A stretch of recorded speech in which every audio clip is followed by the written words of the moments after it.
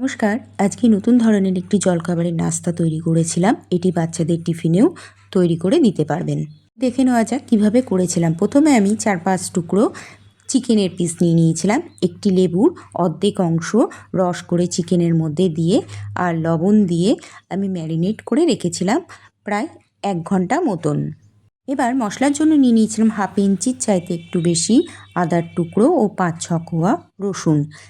নিয়েছিলাম ক্যাপসিকাম, পেঁয়াজ, গাজরটাকে গ্রেট করে নিয়েছিলাম, ক্যাপসিকাম আর পেঁয়াজটাকে কুচিয়ে নিয়েছিলাম। এবার আদা, রসুন, কাঁচা লঙ্কার সাথে ম্যারিনেট করে রাখা চিকেনগুলো দিয়ে আমি গ্রাইন্ডারেতে একটা পেস্ট তৈরি করে নিয়েছিলাম। এই দেখুন, এরকম হবে এই চিকেন পেস্টটি। এবার গ্যাসের ওভেনে আমি একটি কড়াই বসিয়ে নিয়েছিলাম। তাতে বেশ খানিকটা সাদা তেল দিয়ে ওর ভেতরে ক্যাপসিকাম কুচিগুলো দিয়ে হালকা করে ভেজে নিয়ে তার উপরে কুচিয়ে রাখা পেঁয়াজগুলো দিয়ে দিয়েছিলাম। পেঁয়াজ কুচিগুলো কড়াইয়ের মধ্যে দিয়ে ক্যাপসিকামের সাথে হালকা করে ভেজে নিয়েছিলাম। এরপর এর মধ্যে 1 চামচ মতন আমি চিনি দিয়েছিলাম। চিনি দেবার পর গ্রাইন্ডারে পেস্ট করে রাখা চিকেন কিমাটা এর মধ্যে ঢেলে দিয়েছিলাম। চিকেন কিমাটা আগে থেকে ম্যারিনেট করে রেখেছিলাম লবণ ও লেবুর রস দিয়ে, সে কারণে রান্নার সময় আমি কোনো লবণ দিইনি, একদম শেষে কিছুটা লবণ দিয়েছিলাম। এরপর দিয়ে দিয়েছিলাম গ্রেট করে রাখা গাজরটাকে, তারপর দিয়েছিলাম 1 ঢাকনি সোয়া সস। এরপর সব কিছু মিলিয়ে মিশিয়ে আমি নেড়ে চেড়ে নেবার পর এর মধ্যে দিয়ে দিয়েছিলাম আমি টমেটো কেচাপ বেশ খানিকটা। এরপর দিয়ে দিয়েছিলাম চিকেন মশলা আর খানিকটা গুঁড়ো গরম মশলা ছড়িয়ে দিয়েছিলাম এই চিকেন কিমার মধ্যে। চাইলে আপনারা এর মধ্যে ধনেপাতা অ্যাড করতে পারেন, আমি এখানে ধনেপাতা দিইনি। এবার সব কিছু দেওয়া হয়ে গেলে আমি এটাকে ভালো করে নেড়ে চেড়ে মিশিয়ে নিয়ে আমি গ্রাইন্ডারের পেস্ট করেছিলাম সেই গ্রাইন্ডারটাকে ধুয়ে এর মধ্যে অল্প একটুখানি জল ঢেলে দিয়েছিলাম। তারপর এর মধ্যে 1 টুকরো বাটার ও গোলমরিচ গুঁড়ো করে দিয়ে দিয়েছিলাম। দিয়ে চিকেন কিমাটাকে আবার নেড়ে চেড়ে একদম শুকিয়ে ঝরঝরে হয়ে আসলে তখন সেই সময় আমি সামান্য পরিমাণে একটু লবণ ছড়িয়ে নেড়ে চেড়ে নামিয়ে নিয়েছিলাম।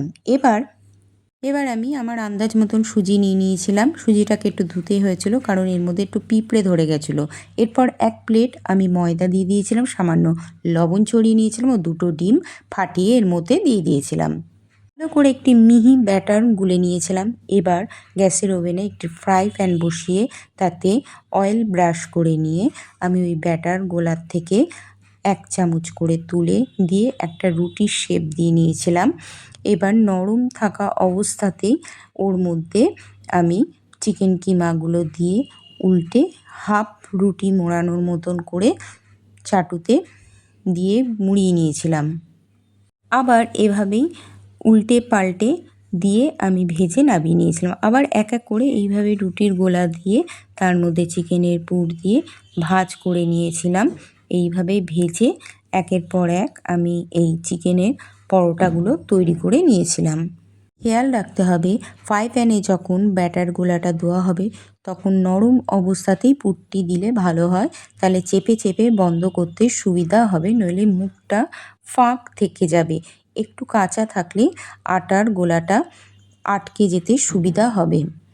দেখুন আমি কিভাবে তৈরি করে নিচ্ছিলাম।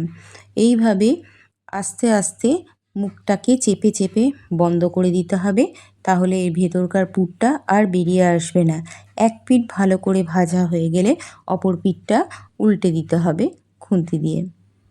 আরেকটা কথা বলে নিই, আপনারা আপনাদের মতন করে যেরকম খুশি শেপ দিয়ে এই পরোটাগুলো তৈরি করতে পারেন।